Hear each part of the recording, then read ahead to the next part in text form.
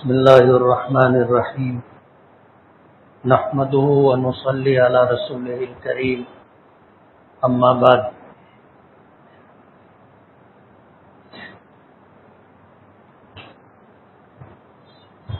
بزرگان محترم اور عزیز دوستو،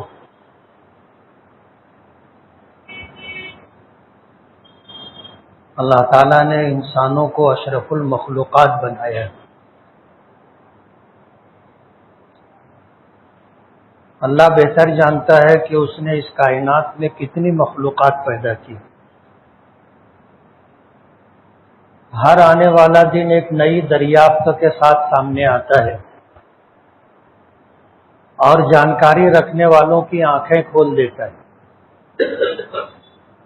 اور وہ لوگ جن کو اپنی ہمدانی کہ ہمیں سب کچھ معلوم ہے، ان لوگوں کو یہ احساس دلا دیتا ہے کہ ابھی تم کو بہت کچھ معلوم نہیں۔ اللہ تعالیٰ نے یہ دنیا عجائبات سے بھر دی۔ اس دنیا میں کیا کیا ہے جو ہمیں معلوم ہے، اگر اس کی حکمت و مصلحت ہم بیان کرنا شروع کریں تو انسان حیرت میں پڑ جاتا ہے۔ اللہ تعالیٰ کے ناموں میں سے ایک نام حکیم ہے، حکمتوں والا، اور عربی زبان میں کہا جاتا ہے کہ الحکیم لا یعلو فعلہ عن الحکمہ، کہ حکیم کا کوئی بھی کام حکمت سے خالی نہیں ہوتا۔ یہ الگ بات ہے کہ ہمیں اس کی حکمت معلوم نہ ہو۔ عام طور پر ایسا ہوتا ہے کہ بہت ساری چیزیں جس سے ہم لوگ دوچار ہوتے ہیں، اس کی حکمتیں بعد میں سمجھ میں آتی ہیں۔ وقتی طور پر ہمیں ایسا لگتا ہے کہ جو ہوا اچھا نہیں ہوا، لیکن جب کچھ دن گزرتے ہیں اور حالات سامنے آتے ہیں تو یہ احساس ہوتا ہے کہ جو ہوا ہے وہ اچھا ہوا ہے، اور اس کائنات میں اللہ پاک کا ہی حکم چلتا ہے۔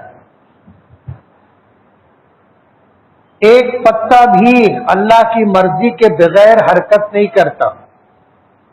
اس کائنات کو اللہ نے بنایا ہے اور اللہ اس کے پورے نظام پر قابض ہے۔ کوئی ایک چیز بھی اللہ کی گرفت سے باہر نہیں ہے، اور اللہ نے ان تمام مخلوقات میں سے انسان کو اشرف المخلوقات بنایا ہے۔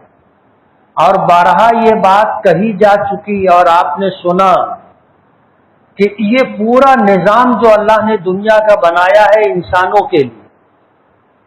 نبی کریم صلی اللہ علیہ وسلم نے فرمایا ان الدنیا خلقت لکم، کہ یہ دنیا اللہ نے تمہارے لیے پیدا کی ہے، وَإِنَّكُمْ خُلِقْتُمْ لِلْآخِرَةِ، اور اللہ نے تمہیں آخرت کے لیے پیدا کیا ہے۔ اللہ نے ہمیں دنیا کے لیے نہیں پیدا کیا۔ اگر اللہ پاک نے ہمیں دنیا کے لیے پیدا کیا ہوتا تو ہمیں جو حیثیت اللہ پاک نے عطا کی ہے وہ اشرف المخلوقات ہونے کی ہے، کہ جتنی بھی مخلوقات ہیں ان تمام مخلوقات میں سب سے زیادہ شرف اور سب سے زیادہ فضیلت رکھنے والی مخلوق انسان ہے۔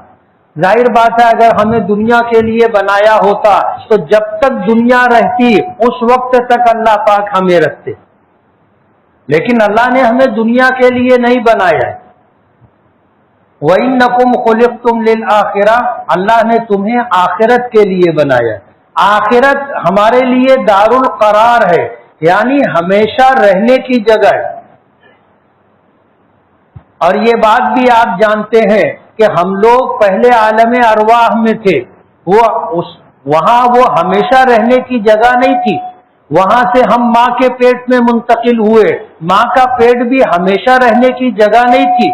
اس دنیا میں آئے، یہ دنیا بھی ہمیشہ رہنے کی جگہ نہیں ہے۔ اس کے بعد عالم برزخ ہے، وہ بھی ہمیشہ رہنے کی جگہ نہیں ہے۔ اس کے بعد عالم آخرت ہے، اللہ نے اسے ہمیشہ رہنے کے لیے بنایا ہے۔ تین چیزوں کا مشاہدہ تو ہمارا ہے۔ عالم ارواح سے منتقل ہوئے، ماں کے پیٹ میں آئے، سب کو پتہ ہے۔ ماں کے پیٹ میں آنے کے بعد وہاں سے اللہ نے ہمیں منتقل فرمایا، اس دنیا میں آئے، سب کو اس کا پتہ ہے۔ اور اس دنیا سے آج ہم ہیں، لیکن ہم نے سینکڑوں ہزاروں لوگوں کو یہاں سے جاتے ہوئے دیکھا ہے، اور کسی کو یہ غلط فہمی نہیں ہوگی کہ میں ہمیشہ رہوں گا۔ سب کو یقین ہے کہ مجھے بھی جانا ہے۔ جو لوگ اس دنیا میں رہتے ہوئے کسی مذہب کو نہیں مانتے، اس دنیا میں رہتے ہوئے اللہ کی ربوبیت، اللہ کی الوہیت، اللہ کے وجود کے منکر ہے، وہ بھی اس بات کو مانتے ہیں کہ یہ دنیا ہمیشہ رہنے کی جگہ نہیں، جو آیا ہے اسے جانا ہے، اور اس کے بعد کا جو زمانہ ہے عالم برزخ، وہ بھی ہمیشہ رہنے کی جگہ نہیں، لیکن ابھی ہمیں اس کا مشاہدہ نہیں ہے، اس کا تجربہ نہیں ہے۔ جو لوگ اس دنیا سے چلے جاتے ہیں وہ اس دنیا میں ان لوگوں پر حیرت کرتے ہیں جن کو یہ غلط فہمی ہوتی ہے کہ اس دنیا میں ہمیشہ رہنا ہے۔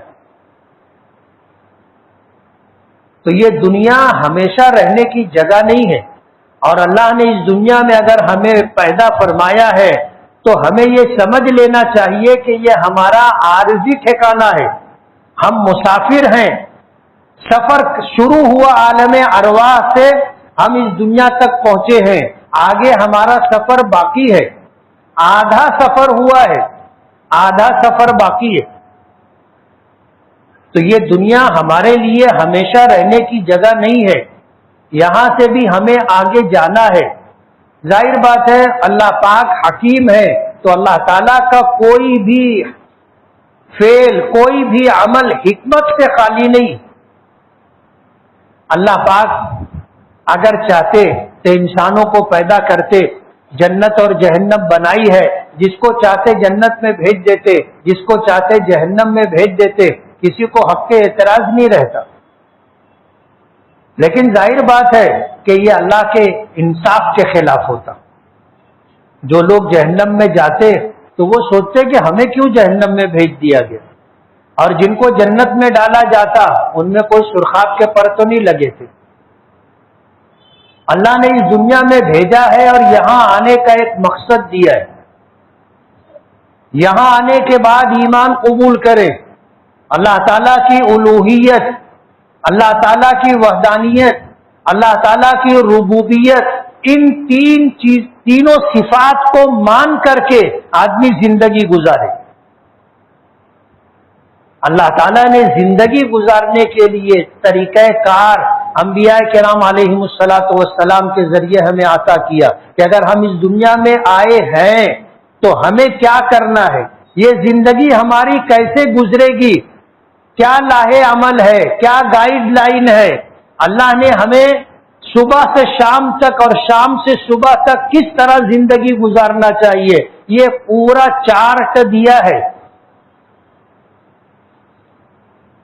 ایمان اور اعمال صالحہ، یہ دو چیزیں ضروری ہیں، اور اعمال صالحہ کے لیے بنیاد اللہ تعالیٰ کا حکم اور نبی کریم صلی اللہ علیہ وسلم کی سنت۔ ظاہر بات ہے اس دنیا میں آنے کے بعد انسان جو کام کرتا اس کام کو کیا حیثیت دی جاتی کہ یہ صحیح ہے یا غلط ہے، اور اللہ کی بارگاہ میں مقبول ہے یا نامقبول ہے، یہ سند اسے کیسے دی جاتی؟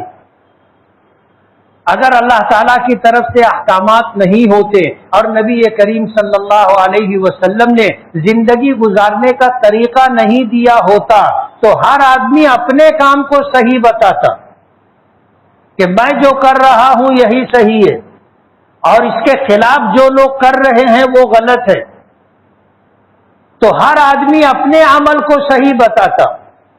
اللہ پاک نے اس کے لیے معیار، کسوٹی، پیمانہ دیا۔ زندگی گزارنے کے لیے اللہ نے احکامات دیے، قرآن کریم عطا کیا، نبی کریم صلی اللہ علیہ وسلم نے زندگی گزاری اور اپنی سنتیں آنے والے انسانوں کو قیامت تک کے لیے عطا کی، اور یہ معیار دیا کہ جو کام میرا اور آپ کا اللہ کے حکموں کے مطابق ہوگا، نبی کے طریقے کے مطابق ہوگا، وہ صحیح ہے، اور اسی کو نیک عمل کہا جائے گا، وہی عمل صالح کہلائے گا۔ یہی وجہ ہے کہ دین میں کوئی نیا طریقہ اگر جاری کیا گیا جس پر اللہ کا حکم نہیں ہے، جس پر نبی کریم صلی اللہ علیہ وسلم کی طرف سے ہمیں ہدایات نہیں ملی ہے، نبی کا طریقہ نہیں ہے، وہ عمل بدعت قرار دیا جاتا ہے۔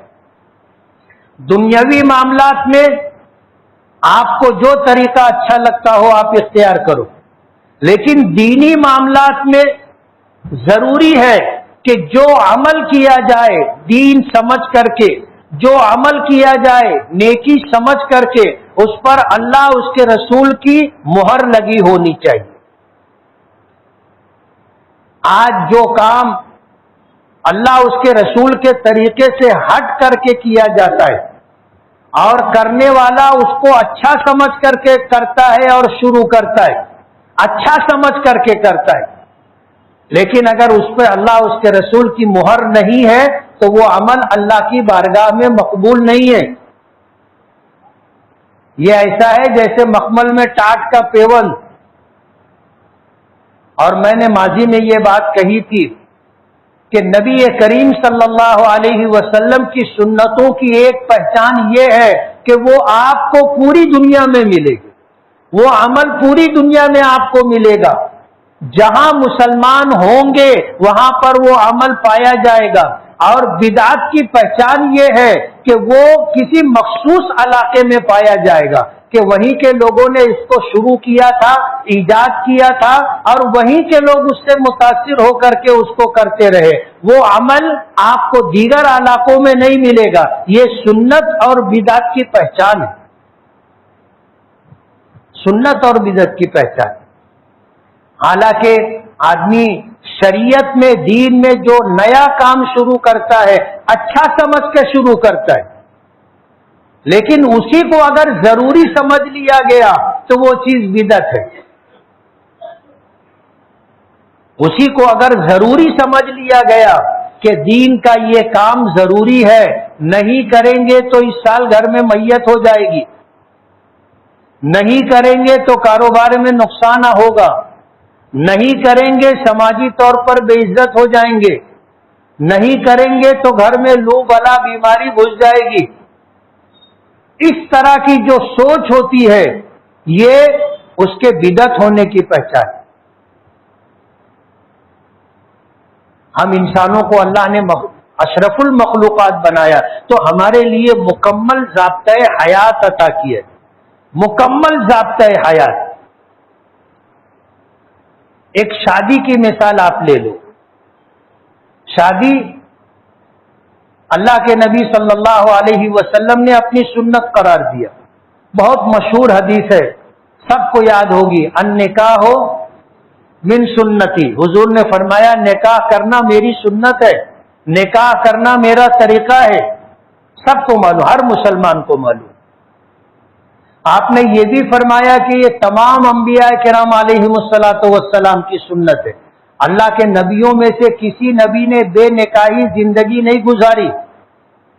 ایک حضرت عیسیٰ علیہ الصلاۃ والسلام کے متعلق آتا ہے، حضرت الیاس علیہ الصلاۃ والسلام کے متعلق آتا ہے کہ انہوں نے نکاح نہیں کیا۔ حضرت عیسیٰ علیہ الصلاۃ والسلام اس دنیا میں انسانوں کے لیے جو سب سے بڑا فتنہ وجود میں آئے گا دجال کی شکل میں، اس کے خاتمے کے لیے اللہ پاک حضرت عیسیٰ کو دنیا میں دوبارہ بھیجیں گے، اور حدیث میں اس کی وضاحت و صراحت ملتی ہے کہ جب آئیں گے تو جناب رسول اللہ صلی اللہ علیہ وسلم کی شریعت کے مطابق زندگی گزاریں گے۔ تفصیل میں جانے کا موقع نہیں ہے، ورنہ وہ ساری چیزیں میں آپ کو بتاتا۔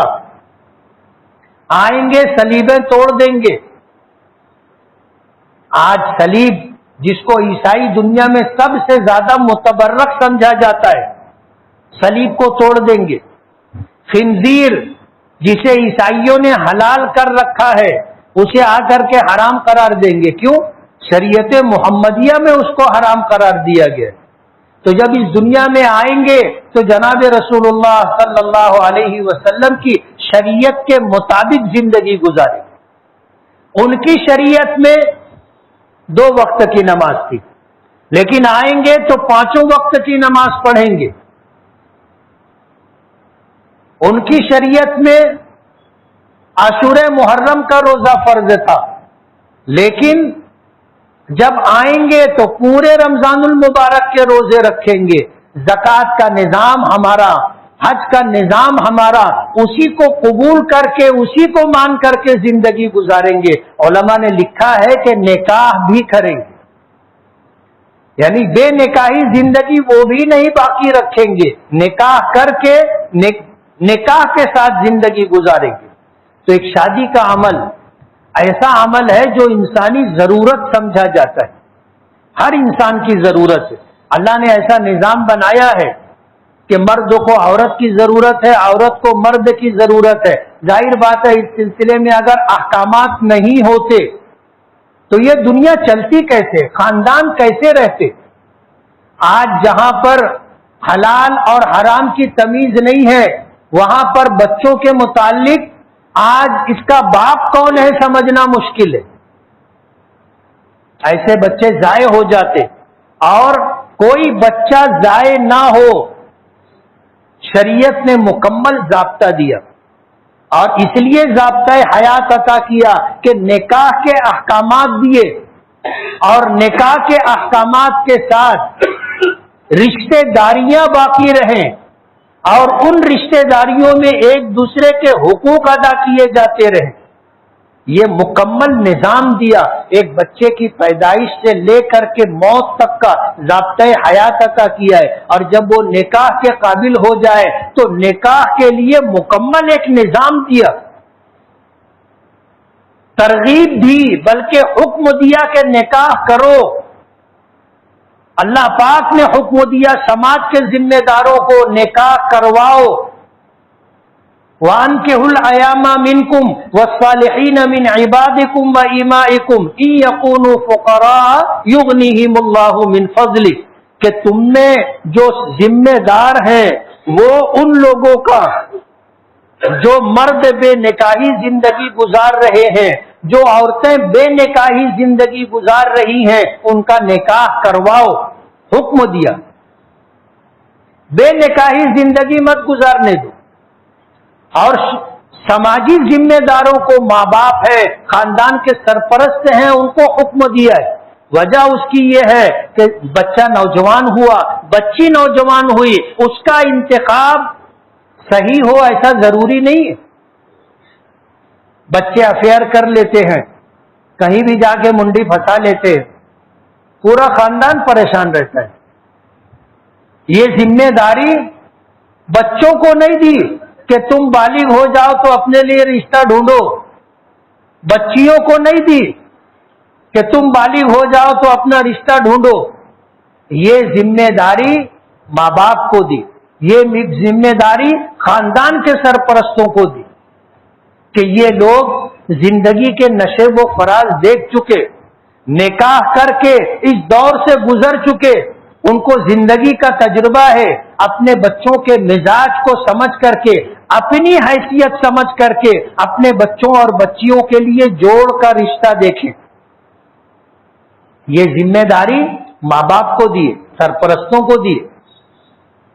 ائمہ اربعہ میں سے امام اعظم ابو حنیفہ رحمت اللہ علیہ کے یہاں اگرچہ اس کو قانونی حیثیت دی گئی ہے کہ اگر بچہ یا بچی بغیر ماں باپ کی مرضی کے نکاح کر لے تو نکاح ہو جائے گا، نکاح ہو جائے گا. وہ ناجائز اور حرام کام نہیں ہے اب ان کا آپس کا ملنا، نکاح ہو جائے گا. لیکن امام شافعی، امام احمد ابن حنبل رحمت اللہ علیہ کے یہاں ولی اور سرپرست کی اجازت کے بغیر اگر انہوں نے نکاح کیا تو نکاح نہیں ہوگا. اور یہ مسلکی اختلاف میں نے آپ کو اس لیے بتایا کہ آپ کو اس کی قانونی حیثیت معلوم ہو جائے کہ امام اعظم ابو حنیفہ رحمت اللہ علیہ کے اپنے دلائل ہیں اور مستند مضبوط دلائل ہیں. ولی کی اجازت کے بغیر بھی اگر بچے اور بچی نے نکاح کیا تو نکاح ہو جائے گا. نکاح کے لیے جو ضروری شرائط ہیں کہ ایجاب و قبول ہو، 2 گواہ ہو، مہر ہو، نکاح ہو جائے گا. لیکن اور دوسرے ائمہ کے یہاں کفو دیکھا جاتا ہے، برابری، کفو دیکھا جاتا ہے. اسی کے ساتھ ولی کی اجازت بھی ضروری ہے، سرپرست کی اجازت بھی ضروری ہے، ورنہ ان کے یہاں نکاح منعقد نہیں ہوتا. مجھے جو بات عرض کرنی ہے کہ یہ ذمہ داری سرپرست کی ہے کہ اپنے بچے اور بچیوں کو دیکھو، ان کو سمجھو اور ان کے جوڑ کا رشتہ تلاش کرو تاکہ نبھا ہوتا رہے. یہ خاندان کے سرپرستوں کو اللہ نے ذمہ داری دی ہے. وَأَنكِحُوا الْأَيَامَ مِنكُمْ وَالصَّالِحِينَ مِنْ عِبَادِكُمْ وَإِمَائِكُمْ. تم نکاح کروا دو. ابھی شادیوں کا سیزن چل رہا ہے، نکاح ہوتے بھی ہیں اور ہمارے یہاں بہت جلدی طلاق بھی ہو جاتی ہے. نکاح بھی آسان اللہ نے کیا ہے، طلاق کو مشکل بنایا تھا، ہم نے طلاق کو آسان کر لیا اور جھیل رہے بے شمار مسائل ہیں. بچوں کی اور بچیوں کی زندگیاں برباد ہو رہی. آج لوگوں میں تحمل اور برداشت نہیں رہا. ایسی چھوٹی چھوٹی باتوں پر جس پر کبھی طلاق نہیں ہوتا تھا آج اس پر طلاق ہونے لگا. معمولی معمولی باتوں پر ہم لوگوں میں برداشت نہیں رہا، تحمل نہیں رہا، اور عجلت کے اندر جلد بازی میں جو فیصلہ ہم کر لیتے ہیں تو ظاہر بات ہے سوائے پچھتاوے کے اور دوسری کوئی چیز ہاتھ میں نہیں رہتی، اور یہ پچھتاوا زندگی بھر کا ہوتا ہے. جو لوگ اس مرحلے سے گزر چکے ہیں وہ میری اس بات سے اتفاق کریں گے کہ خدا نہ خواستہ اگر انہوں نے پہلا نکاح ہوا طلاق دے دی تو زندگی بھر ان کو یہ غم اور یہ صدمہ ضمیر پر بوجھ باقی رہتا ہے. تو شریعت نے نکاح کو آسان کیا، طلاق کو مشکل بنایا تھا.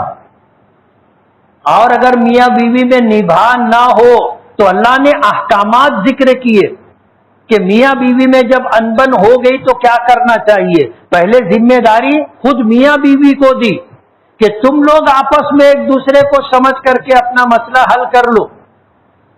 شوہر کو اس میں بڑی ذمہ داری دی کہ بیوی کی طرف سے ایسی کوئی بات سامنے آئے جس سے آپس کی خوشگوار ازدواجی زندگی متاثر ہو تو اس کو حل کرنے کے لیے بیوی کو سمجھائے. سمجھانے پر بھی نہ سمجھے تو بستر علیحدہ کر لے. علماء نے لکھا ہے کہ میاں بیوی کو ساتھ میں سونا چاہیے، ساتھ میں سونا چاہیے، جبھی تو بستر الگ ہوگا. اگر پہلے سے بستر الگ رہے گا تو پھر کیا کریں گے. میاں بیوی کو ساتھ میں سونا چاہیے. اور اس کی کیا حکمتیں مصلحتیں ہیں پھر کسی وقت تو بتائیں گے. تو جب شوہر نے دیکھا کہ بیوی کی طرف سے ناسمجھی اور نادانی کی باتیں ہیں تو اس کو سمجھائے. سمجھ لے فبیہا، بہت اچھی بات ہے. نہیں سمجھے فرمایا کہ بستر علیحدہ کریں. بستر علیحدہ کرنے کے بعد بھی اگر وہ نہ مانے تو سختی کرے. سختی کرنے کے بعد بھی نہ مانے تو اپنے بڑوں تک یہ بات پہنچائے کہ دیکھو اس طرح کے معاملات ہے. اور اللہ پاک نے فرمایا کہ حکم من اہلہ و حکم من اہلیہ، خاندان کے اس طرف کے سرپرست اور ذمہ داران اور اس طرف کے سرپرست اور ذمہ داران بیٹھے، دونوں کی باتیں سنیں اور دونوں کو سمجھا کر کے مسئلہ حل کرنے کی کوشش کریں. اور اللہ پاک نے اس بات کی ضمانت دی ان یریدا اصلاحا یوفق اللہ بینہما، کہ اگر دونوں طرف کے سرپرست ذمہ داران اگر اصلاح کا ارادہ نیت لے کر کے بیٹھے ہوں گے تو اللہ پاک معاملے کو بنا دے گا. ان یریدا اصلاحا یوفق اللہ بینہما، اللہ تعالیٰ میاں بیوی کے درمیان موافقت پیدا کر دے گا. یہ اللہ کا وعدہ ہے. شرط یہ ہے کہ جو پنچ حضرات ہوں ادھر ادھر کے وہ نیک نیت ہوں، نیک نیت ہو. ہر ایرے غیرے نتھو خیرے کو پنچایت میں نہیں بیٹھانا چاہیے. اور یہ بات یاد نوٹ کرنے کی بات ہے ऐरे गैरे नत्थु खैरे लोगों को पंचायत में नहीं बैठाना चाहिए। अल्लाह पाक ने फरमाया इन युरीदा इस्लाहन युवफ़्फ़िक़िल्लाहु बैनहुमा, कि दोनों तरफ के जिम्मेदारान अगर इस्लाह का इरादा और नीयत लेकर के बैठेंगे अल्लाह मुवाफ़क़त पैदा कर दे। पंचायत में बाज लोग भाई लोगों को लेके आ जाते हैं, समझ रहे हो ना भाई, दादा लोगों को लेके आ जाते, ऐसे लोगों को पंचायत में बिठा लेते जो एजेंटगिरी करते हैं कोर्ट कचहरी में, तो उनकी नीयत क्या होगी आप समझ सकते हो। जब यहीं पर अगर उनकी नीयत खराब है तो फिर कोई मुवाफ़क़त की राह पैदा नहीं होगी। इसलिए संजीदा, नेक और बाशऊर लोगों को पंचायत में बिठाना चाहिए। अल्लाह पाक ने फरमाया इन युरीदा इस्लाहन युवफ़्फ़िक़िल्लाहु बैनहुमा, कि दोनों तरफ के जिम्मेदारान बनाने की नीयत से बैठेंगे तो बन जाएगा काम। अभी शादियों में बाज जगहों पे खाना घट जाता है, देखने में आया। जाहिर बात है कोई पूरे गांव की तो दावत दे नहीं सकता, कोई है हम में ऐसा। हर एक के घर खुशियों का मौका आता है, अपनी हैसियत के मुताबिक लोगों को दावत देता है। अब जो लोग बेदावती घुसते हैं, मोबाइल कान से लगा लिए और अपना घुसते चले जाते, दो दो चार चार एक साथ आते और अच्छा कपड़ा पहन के आते हैं कि किसी को लगे नहीं कि ये बेदावती आते हैं, अपना डट के खाते हैं जाते हैं, आखिर में मालूम पड़ता है खाना घट गया। एक आदमी 500 लोगों की दावत दिया, 600 लोग खाने के लिए आ जाएंगे तो खाना तो घटना ही है। हमारे यहां तो अच्छा है, अच्छा तरीका ये है कि हम लोग खुद ही पकाते हैं, पकवाते हैं और खिलाते हैं। दूसरे शहरों में तो ऐसा है कि इसका ठेका दिया जाता है, कोई भी कैटरिंग कंपनी होती है उनको ठेका दिया जाता है कि हमारे 500 मेहमान होंगे तो वो 500 प्लेट ही लेकर के आते हैं, 500 प्लेट लेकर के आते हैं और प्लेट वहां से गिन गिन करके उठती रहती है। लेकिन वो लोग निजाम ऐसा बनाते हैं कि जिनको दावत देते हैं उनको टोकन भी देते ना, जिनको दावत देते हैं उनको टोकन देते। वो लोग आते हैं अपना टोकन दिखा देते बैठते। जाहिर बात है 500 में दावत देने वाला सबको पहचानता हो ऐसा जरूरी नहीं है, तो वो लोग टोकन लेकर के आते और बिला तकल्लुफ एंट्री के मौके पे वो टोकन दिखा देते, अंदर चले जाते। हमारे यहाँ ये निजाम नहीं है और ज्यादा लोगों को दावत देने का हमारे यहाँ मिजाज है। होता यह है कि फिर खाना घटता है, बेइज्जती होती। इसमें जो बेदावती आते हैं, नबी करीम सल्लल्लाहु अलैहि वसल्लम ने फरमाया कि जब ये बिन दावती जो लोग आते हैं तो वो चोर बन करके आते। हुजूर ने फरमाया चोरों की तरह आते हैं और जब खाना खा लेते हैं तो डाकुओं की तरह निकलते हैं बाहर। तो कौन कोई बोला पूछा भी तो क्या, खाना तो खा लिए, पेट में से तो निकाला नहीं जाएगा। हुजूर ने फरमाया, इन जुमले मैं आपको बता रहा हूं, हुजूर ने फरमाया चोरों की तरह आते हैं खाने के लिए और खाना खाने के बाद डाकुओं की तरह उनकी वापसी होती। हमारे यहां भी निजाम बनना चाहिए, हमारे यहां भी निजाम बनना चाहिए कि जिनको दावत दी जा रही है, अगर आप 25 रुपये का 50 रुपये का आप कार्ड छपवा करके बांटते, ये भी एक फजूल खर्ची है। 100 रुपये का, 150 रुपये का, 300 रुपये का, 500 रुपये का एक एक कार्ड होता है, तो आप उसके साथ टोकन भी दीजिए, टोकन भी छपवाइए और टोकन भी दे दीजिए। और बुरी बात नहीं है, मेरे यहाँ घर भर की दावत है 10 टोकन दे दो, फैमिली की दावत है 5 टोकन दे दो, जनाब बेगम की दावत है 2 टोकन दे दो, सिर्फ एक नफर की दावत है 1 टोकन दे दो। प्रोग्राम छोटा रखना चाहिए और अच्छा प्रोग्राम रखना चाहिए। किसी को हमने बुलाया तो बावकार तरीके से, आप वो हमारा मेहमान है, उसको अच्छी तरह बिठाओ, खिलाओ। अब बेहिसाब दावत दे देते हैं। अब एक आदमी खाना खा रहा है, 2-4 लोग उसके पीछे इंतजार में खड़े, کہ یہ کھانا ختم کرے تو ہم لوگ اس کی جگہ پر بیٹھے. ماضی میں سڑک پر کھانا کھلایا جاتا تھا. میں نے یہ آواز دی تھی کہ ٹھیک ہے آپ نے دعوت دی ہے، میں آؤں گا لیکن سڑک پر کھانا نہیں کھاؤں گا. آپ کو کھلانا ہے گھر میں بٹھا کر کے کھلاؤ گے تو کھاؤں گا، نہیں تو شادی میں آؤں گا، کھانے میں نہیں آؤں گا. الحمدللہ اب نظام بن گیا، دھیرے دھیرے لوگ سڑک سے راستوں سے ہٹنے لگ گئے. اب شادی کا پروگرام ہال میں ہوتا ہے. پہلے مہر ادھار رہتا تھا. میرا نکاح ہوا، میں نے نقد مہر دیا، وہ بڑا مہر رکھ رہے تھے تو میں نے کہا کہ یار میں اتنا مہر نقد نہیں دے سکوں گا، آپ مختصر رکھیے، مجھ کو نقد مہر دینا ہے. اس لیے کہ مجھے اپنے شہر میں ادھار مہر کا رواج ختم کرنا ہے. میں آج اگر ادھار مہر رکھوں گا، جب بولوں گا تو لوگ بولیں گے کہ تمہارا بھی مہر تو ادھار ہی رہا.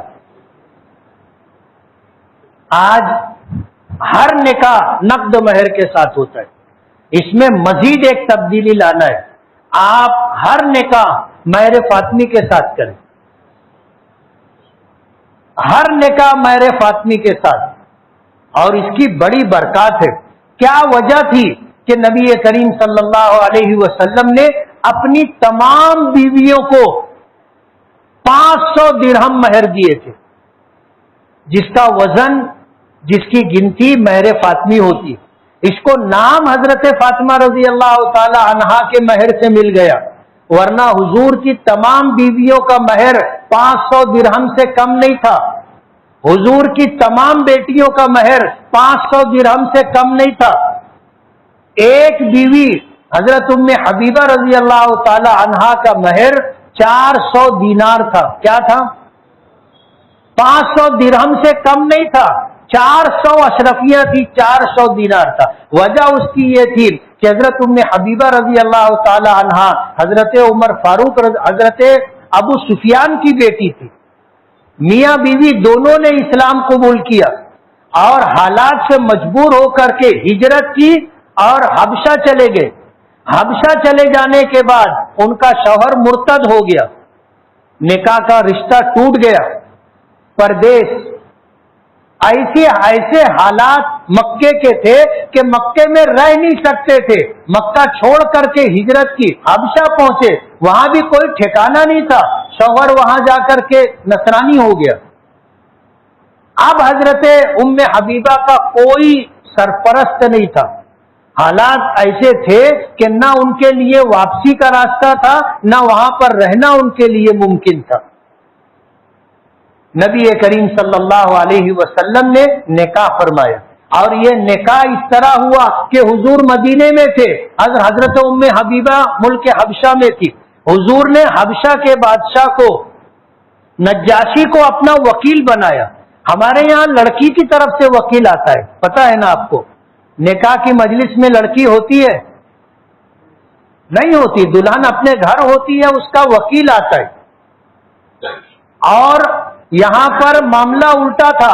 نکاح کی مجلس میں حضرت ام حبیبہ کا وکیل تھا اور حضور کے وکیل حبشہ کے بادشاہ نجاشی تھے. اس طرح نکاح ہوا تھا، دونوں طرف سے وکیل تھے. نکاح ہوا، مہر 400 دینار طے ہوئے اور وہ مہر حبشہ کے بادشاہ نجاشی نے ادا کیا. 500 درہم سے کم پر نکاح نہیں ہوا حضور کا کسی سے. ہاں، حضرت ام حبیبہ کا نکاح 400 اشرفیوں پر ہوا. تو حضور کی بیٹی حضرت فاطمہ کا نکاح حضرت علی سے ہوا تھا. حضرت علی ایسے تھے کہ ان کے پاس گھر بھی نہیں تھا، بستر بھی نہیں تھا، گھر کا گھر ہی نہیں تھا تو اسباب خانہ بھی نہیں تھے. یہ سب حضور نے حضرت علی کی زرع ڈھال بیچ کر کے انتظام کیا تھا، لیکن مہر رکھا تھا 500 درہم. حضرت علی جیسا غریب تو ہم میں سے ایک آدمی بھی نہیں. ہمارے یہاں جو مزدوری کرتا ہے، جو لوم چلاتا ہے، اس کی مالی حیثیت بھی حضرت علی سے اچھی ہوتی. اس لیے اب یہ جو 500 700 1100 2100 5,000 7,000 مہر ہوتا ہے، آپ مہر فاطمی رکھیے، یہ نظام بنائیے۔ وجہ اس کی یہ ہے کہ حضور کی طرف سے جو عمل، جو سنت ہمیں ملی ہے، اس کی خیرات و برکات اس پر عمل کرنے کے بعد سمجھ میں آتی۔ مہر فاطمی اور مشکل نہیں ہے، 1,00,000 روپیہ مہر آج کے دیکھو گے تو 1,00,000 روپیہ مہر نہیں دیا جا سکتا، دیا جا سکتا ہے، یک مشت نہیں دے سکتے، آپ جو نقد دے سکتے ہو وہ نقد دے دو، باقی بعد میں قسطوں میں دیتے رہو۔ مہر فاطمی رکھنا چاہیے۔ آج اس وقت جو بات مجھے کہنی ہے کہ اب یہ جو کھانا کھلانے کا نظام ہے، اس پر سماج کے ذمہ داران کو اور اغوا سرپرست حضرات کو، سرداروں کو اس پر غور کرنا چاہیے کہ یہ جو ایک آدمی کو بے عزت ہونا پڑتا ہے، شرمندگی کا سامنا کرنا پڑتا ہے، کھانا گھٹ جاتا ہے، لوگ آتے ہیں طرح طرح کی بات کرتے، یہ بے دعوتی جو لوگ آتے ہیں گھس کر کے کھا کے جاتے ہیں، یہ سلسلہ بند ہونا چاہیے، جائز نہیں ہے۔ شریعت نے تو یہاں تک حکم دیا کہ آپ نے مجھے دعوت دی ہے، میں آپ کے دسترخوان پر آ کر کے بیٹھا تو میں پیالے میں سے بوٹی نکال کے سامنے والے کی پلیٹ میں بھی نہیں ڈال سکتا، مجھے یہ اختیار نہیں، حالانکہ مجھے بلایا گیا۔